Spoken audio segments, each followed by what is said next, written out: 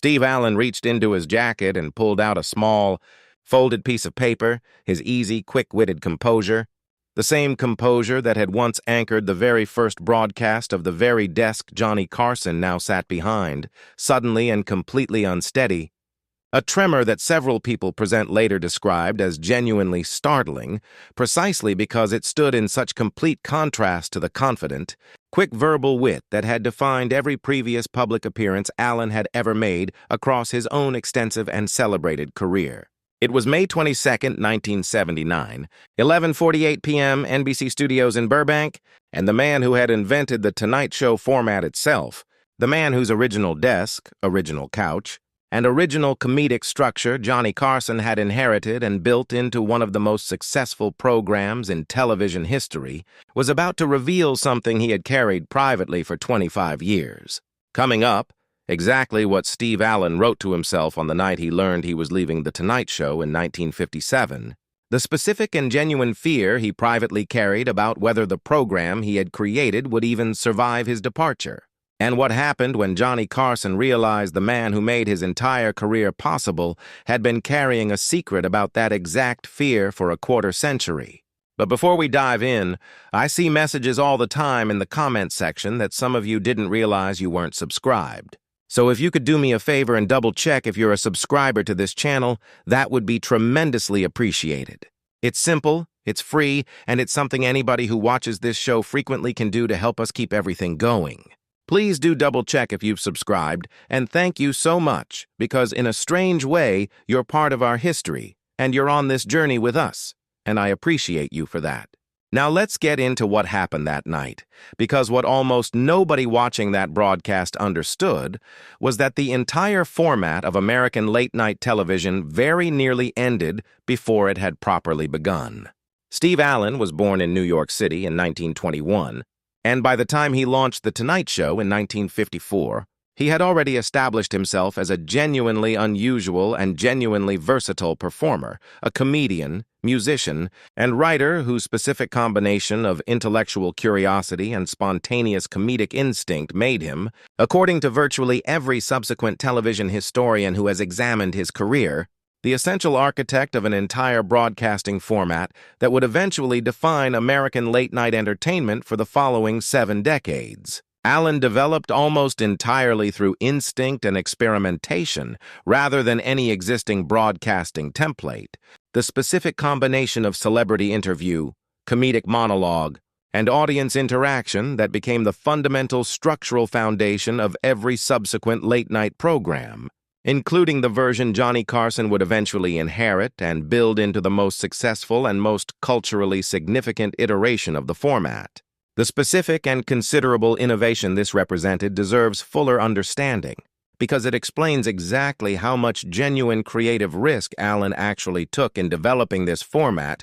with no prior broadcasting model to reassure him that his instincts would prove commercially viable. Television in the early 1950s remained, in most respects, an extension of established radio programming conventions. Structured variety shows and scripted comedic content that offered audiences carefully rehearsed and tightly controlled entertainment. Allen's specific innovation, deliberately unscripted comedic interaction with both his guests and his studio audience, walking directly into the crowd to conduct spontaneous interviews, incorporating audience members' unpredictable responses directly into his comedic material, represented a genuinely radical departure from the carefully controlled broadcasting conventions of his era, a risk that network executives approved with genuine uncertainty about whether American audiences actually wanted the specific kind of loose, spontaneous entertainment Allen was proposing to offer them. What almost nobody in the American public fully understood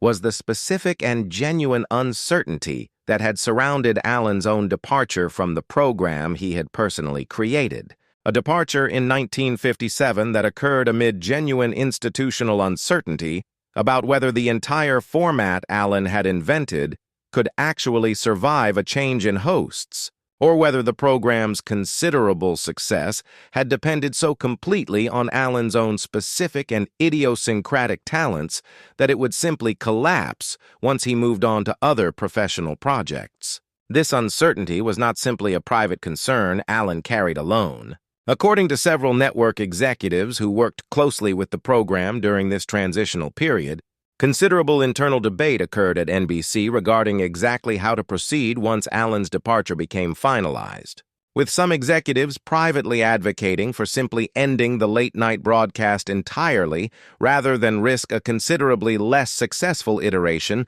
under a different host. An outcome that would have meant the entire format Allen had pioneered might have disappeared from American television within just 3 years of its original creation. This genuine institutional uncertainty, largely unknown to the American viewing public who simply experienced the transition between hosts as a seamless continuation of a program they already loved, reveals exactly how fragile the format's survival actually was during this specific and largely unheralded period of transition. Quick reminder before we continue, because this next part of the story matters enormously.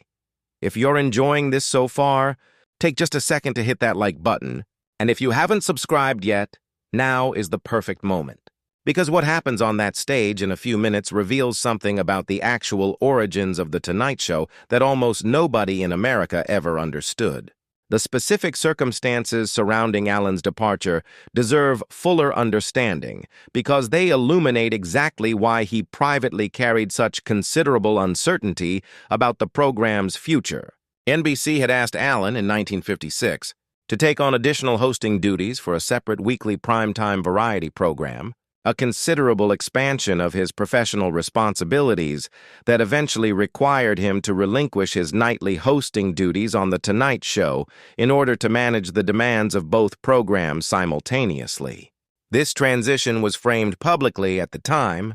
as a natural professional evolution, reflecting Allen's expanding success rather than any kind of institutional uncertainty about the late-night program itself. But privately, according to an account Allen eventually gave to exactly one close friend decades later, he carried genuine and considerable doubt about whether the specific format he had invented, built so completely around his own particular comedic sensibility and his own specific approach to spontaneous audience interaction, could actually be successfully replicated by any subsequent host, regardless of that host's individual talent. Allen's own private assessment of his replaceability deserves careful documentation because it reveals a specific and genuine humility that his considerable public confidence rarely displayed. He believed, according to this same account,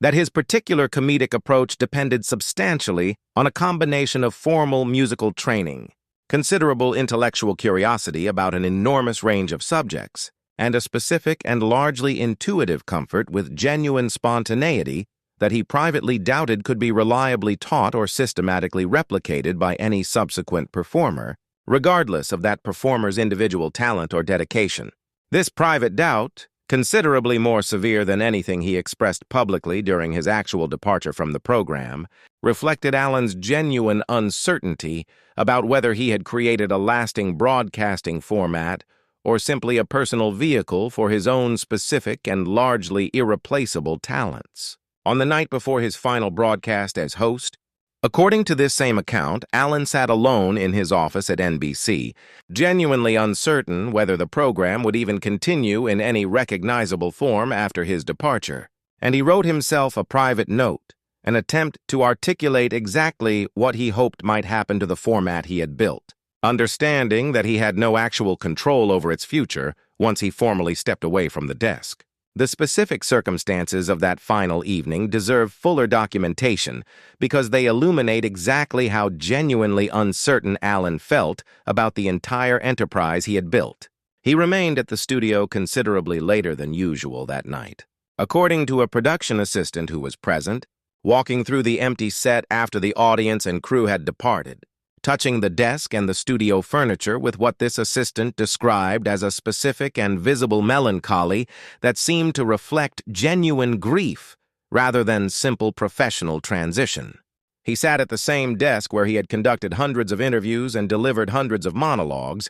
and it was there, according to the account he eventually shared with his close friend, that he decided to write down his private thoughts before leaving the building for what he understood might be the final time he would ever occupy that particular position. This note, according to Allen's own later description, contained both his genuine hope that the format might somehow continue in capable hands, and his equally genuine private fear that his departure might simply mark the end of an experiment that had, in retrospect, depended entirely on his own specific and irreplaceable comedic instincts. Jack Paar succeeded Allen as host in 1957, developing his own distinctive and considerably different approach to the program that nonetheless preserved its fundamental structural elements. And when Johnny Carson eventually succeeded Paar in 1962, he inherited a program that had, by that point, proven its format could indeed survive multiple changes in hosting personality. Though Allen himself, according to people who knew him during this period,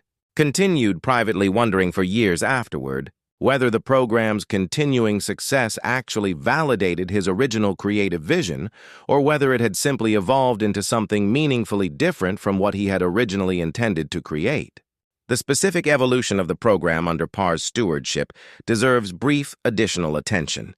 because it illuminates exactly how much the format actually did change following Allen's departure, changes that fed directly into Allen's own private uncertainty about whether his original creative vision had actually survived intact. Parr brought a considerably more emotionally driven and confessional interviewing style than Allen's own more intellectually playful and musically inclined approach, generating genuine controversy at several points during his own tenure that differed substantially from the specific kind of comedic controversy that had occasionally arisen during Allen's original run.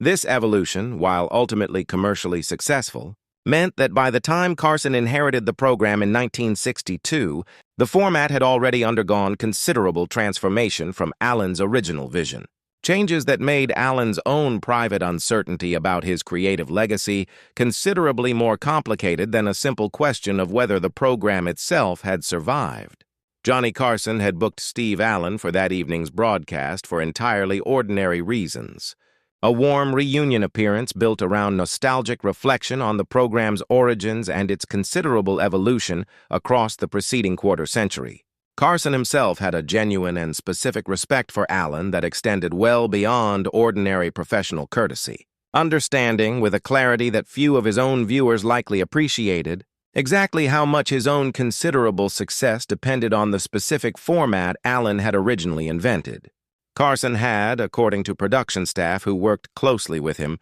privately described Allen on several occasions as the true genius behind everything he himself had subsequently built, a specific and genuine humility about his own achievement that he rarely expressed so directly in public settings. This genuine respect meant that Carson approached this particular broadcast with a specific personal investment that exceeded his usual professional preparation. Genuinely curious about aspects of Allen's original creative process that he had never had the opportunity to discuss directly with him. Nobody on the production staff had any indication that the broadcast would turn toward anything resembling Allen's genuinely private and previously undisclosed uncertainty about the program's original prospects for survival. The broadcast began exactly as anticipated, Allen and Carson trading warm and genuinely affectionate reminiscence about the program's considerable history, both men displaying the easy professional camaraderie that had characterized their relationship across the many years since Carson had taken over hosting duties. The studio audience settling into the comfortable and familiar rhythm that this particular kind of nostalgic broadcasting historically produced. Roughly 16 minutes into the broadcast, Carson, with genuine curiosity about the program's earliest and most uncertain period, asked Allen directly whether he had ever privately doubted, during those founding years, that the format he was inventing would actually succeed in any lasting way. Do not miss what happens next, because it is the moment this entire story has been building toward. Steve Allen was quiet for a long moment, and several people present described a specific and unmistakable shift in his characteristically quick and easy comedic composure, something considerably more inward and reflective beginning to surface. He said that he had never publicly discussed a specific private note he had written to himself on the night before his final broadcast as host, and that something about the specific and genuine curiosity in Carson's question, rather than the more superficial nostalgic framing the broadcast had originally anticipated, had made him feel, for the first time in over 2 decades, that perhaps the moment had finally arrived to share it. Allen described the specific weight this note had carried for him across the preceding 2 decades, explaining that he had periodically reread it during moments of professional uncertainty throughout his subsequent career, a private touchstone that reminded him, whenever his own confidence wavered on other projects, of exactly how much genuine risk creative innovation actually required, and exactly how impossible it was to know, in the moment of taking that risk, whether the eventual outcome would prove as successful as his original instincts hoped it might. He said that keeping the note private for so many years had felt, at various points across those 2 decades, like a specific kind of ongoing self-protection, a way of preserving the genuine uncertainty of that founding moment, without subjecting it to the retrospective judgment of an audience who already knew, with the benefit of hindsight, exactly how successfully the format had ultimately survived. He reached into the inside pocket of his jacket and withdrew a small, folded piece of paper, holding it for a long moment without opening it, the studio growing quiet as the audience sensed, with the specific attentiveness that builds when a beloved and famously quick-witted public figure begins to shift into something more genuinely emotional. He explained for the first time in any public setting that this was the actual note he had written to himself on that final night in 1957, a private document he had kept for 22 years without ever showing another living soul. He described the specific physical journey this small piece of paper had taken across those 22 years, moved carefully between different homes and different offices as his own career evolved, always kept in a specific and protected location that he alone had access to, a small but consistent ritual of preservation that reflected exactly how significant he privately considered this fragment of his own genuine uncertainty. Allen unfolded the note and read a portion of it aloud, his own quick and easy delivery softening considerably as he spoke his own 22-year-old words, describing his genuine hope that the program might somehow continue in capable hands, alongside his equally genuine private fear that the entire format might simply collapse once his own particular comedic instincts were no longer available to sustain it. Several people present described the specific and remarkable quality of watching Allen read his own decades-old handwriting aloud, his voice occasionally catching on specific phrases that had apparently carried particular weight for him across the intervening years, a physical manifestation of genuine emotional connection to words he had written as a considerably younger man, facing genuine professional uncertainty. This reading itself, according to the show's director who reviewed the footage afterward, represented one of the most genuinely unguarded moments any guest had ever produced on that particular stage. A performer famous for his quick verbal wit instead delivering something considerably more raw and considerably less polished than anything his usual comedic material ever produced. He said that reading these words aloud, decades later, sitting across from the man who had ultimately proven that fear entirely unfounded, produced in him a specific and considerable emotion he had not fully anticipated when he decided, only minutes earlier, to finally share the note publicly. He said that the specific experience of seeing his own decades-old handwriting and hearing his own decades-old voice speaking words he had nearly forgotten writing produced a kind of temporal disorientation he had not anticipated, a genuine collapsing of the considerable distance between the uncertain younger man who had written those words and the older, more settled man now reading them aloud in front of millions of viewers. Johnny Carson, listening to this account with genuine and evident emotion, told Allen directly that he had never fully understood, until this exact moment, exactly how much genuine uncertainty had actually existed at the program's founding, having always simply assumed, based on the program's considerable and sustained success across the following decades, that its eventual survival had felt more inevitable to Allen at the time than Allen's own private note now revealed it had actually felt. Carson said that hearing Allen's genuine doubt made him appreciate with a specific and newfound clarity exactly how much genuine creative risk Allen had actually taken in inventing an entirely new broadcasting format with no existing precedent to reassure him that his instincts would prove commercially or artistically sound. Carson continued, describing his own considerably different experience inheriting an already established and already successful format from Parr. understanding for the first time with the specific clarity this conversation provided exactly how much less genuine creative risk his own transition into the hosting role had actually required compared to Allen's original founding uncertainty. He said that he had, across his own many years hosting the program,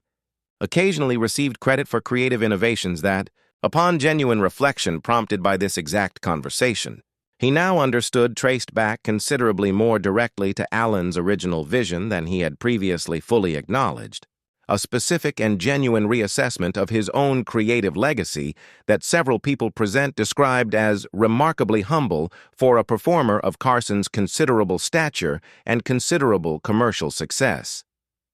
The studio audience, 300 people who had come expecting warm, nostalgic reflection on the program's considerable history, sat in a silence that several people present described as the most complete and most genuinely moved silence they experienced at a live television taping, watching the actual founding architect of an entire broadcasting format reveal, for the first time in over 2 decades, the genuine private uncertainty that had accompanied one of American television's most historically significant creative achievements. Several audience members, interviewed by entertainment reporters in the days following the broadcast, described the specific and unusual privilege of witnessing this particular revelation, several specifically noting that they had grown up watching both Allen's original broadcasts and Carson's subsequent tenure, giving them a specific and personal appreciation for exactly how significant it felt to finally hear the actual founding architect acknowledge the genuine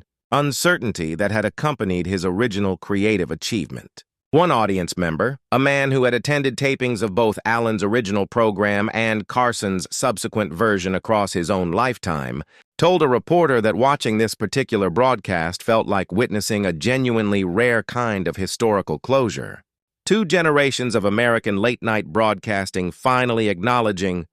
together and in public, the actual creative lineage that connected them. What followed was a considerably longer and more genuinely candid conversation than either the audience or the production staff had anticipated. Allen and Carson discussing with an openness neither had ever displayed publicly before the specific texture of what it had actually meant to build and subsequently inherit a broadcasting format that neither man had ever fully appreciated until this exact conversation. The other's genuine private uncertainty about across their respective tenures at that same desk. The 2 men spoke at length about the specific and largely unrecognized creative lineage connecting their respective eras of the program. Allen describing specific structural and comedic elements he had originally developed that Carson had unknowingly preserved and refined across his own considerably longer tenure, and Carson in turn describing specific innovations he had introduced that he now understood, through this conversation, had actually built directly upon foundational elements Allen had established decades earlier, rather than representing entirely independent creative choices as Carson had previously assumed. This extended exchange, according to production staff who witnessed it, revealed a considerably more direct and considerably more continuous creative relationship between the 2 hosts than either man, or indeed most television historians, had previously fully documented or publicly acknowledged. The broadcast ran significantly over its scheduled time, NBC making no attempt to cut away from what had become one of the most unexpectedly meaningful, unscripted moments in the program's history. NBC's switchboard, according to production staff who monitored it, received an overwhelming volume of calls in the days following the broadcast. Viewers writing and calling specifically to describe how deeply moved they had been learning about the genuine creative uncertainty that had accompanied the founding of a broadcasting format that, by 1979, had become such a completely established and seemingly permanent fixture of American television that most viewers had simply assumed its success had always felt inevitable rather than genuinely uncertain. Several of these callers specifically mentioned their own creative or professional ventures, describing a particular resonance in learning that even the most successful and most enduring institutions often began with genuine private doubt rather than the confident certainty that success, once achieved, tends to retroactively suggest. One caller, an entrepreneur who had recently launched a new small business, and was privately struggling with considerable uncertainty about whether his venture would ultimately prove successful, told a production staff member that hearing Steve Allen's own private doubt, carried privately for over 2 decades, despite building something that eventually became one of the most enduring institutions in American entertainment, gave him a specific and considerable comfort about his own current uncertainty, a recognition that genuine doubt and eventual genuine success were not, in fact, mutually exclusive experiences. This response, echoed across the substantial volume of calls and letters NBC received in the following weeks, suggested that what had happened on that stage had touched something considerably larger than the specific story of one broadcasting pioneer's private uncertainty, a broader recognition among American viewers about the genuine and largely universal experience of creative doubt that accompanies almost any significant undertaking, regardless of how successful that undertaking eventually proves to be. Steve Allen continued his own considerable and varied career for many years following that broadcast, and according to people close to him, he referenced the experience of finally sharing his private note publicly as one of the more genuinely significant moments of closure he experienced regarding his own complicated relationship with the program he had originally created but had watched, across subsequent decades, become permanently and completely associated with another host's name and another host's specific comedic identity. According to his own family, Allen spoke about that Tonight Show broadcast repeatedly across the following 2 decades, describing it as one of the rare occasions in his extensive and varied career when he felt he had finally been permitted to fully acknowledge, in a public setting, the genuine emotional complexity of watching something he had originally created become permanently associated with someone else's name and someone else's specific creative identity. He said, in one later interview, that this complexity had never actually diminished his genuine pride in Carson's considerable achievements,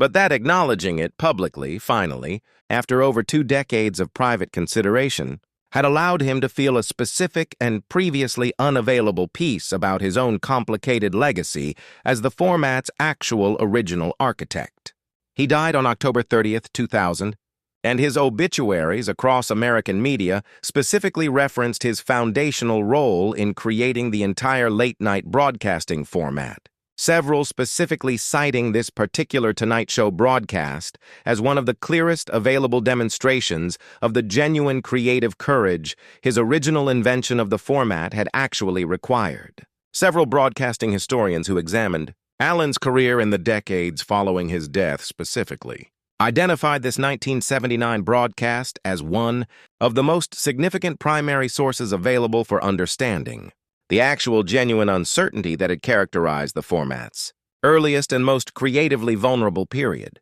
a period that had, by the time of Allen's death, become so completely obscured by the format's subsequent decades of sustained success that few contemporary viewers had any real appreciation for how genuinely uncertain its survival had actually seemed at the time of its founding. One historian, in a documentary examining the origins of American late-night television, noted that Allen's willingness to finally share his private note publicly provided viewers and future historians alike with a rare and genuinely valuable window into exactly what creative risk actually felt like, in real time, before the benefit of hindsight had transformed that risk into something that appeared, retrospectively, considerably more inevitable than it had actually been. There is one final detail about this story worth understanding, something that connects the entire arc of American late-night television back to that single evening in 1979. In the years since this broadcast, as researchers and archivists have worked to preserve the earliest surviving footage of Allen's original program, several have specifically noted how genuinely difficult it is, watching that original footage today, to fully appreciate how radical and how uncertain the format actually seemed at the time of its creation, precisely because every subsequent decade of successful imitation has retroactively made Allen's original innovations feel like obvious and inevitable choices rather than the genuine creative gamble they actually represented. If this story moved you tonight, I want you to think about the genuine uncertainty that often accompanies significant creative or professional achievements. uncertainty that success, once fully established, tends to retroactively obscure and make appear considerably more inevitable than it actually felt while it was actually unfolding. If this story moved you, share it with someone who needs to hear that even the most successful and most enduring achievements often began with genuine private doubt about whether they would succeed at all. Subscribe to this channel for more true stories about the private uncertainty behind America's most enduring entertainment institutions. And drop a comment below telling me where you're watching from, and telling me about a moment of genuine creative doubt you carried privately before eventually finding success.